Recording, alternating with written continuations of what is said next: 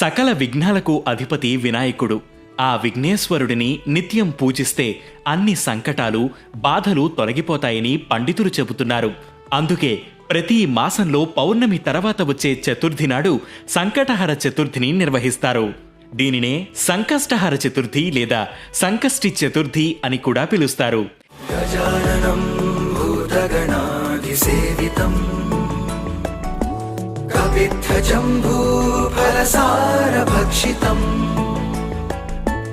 ఉమాసుతం శోక వినాశకారణం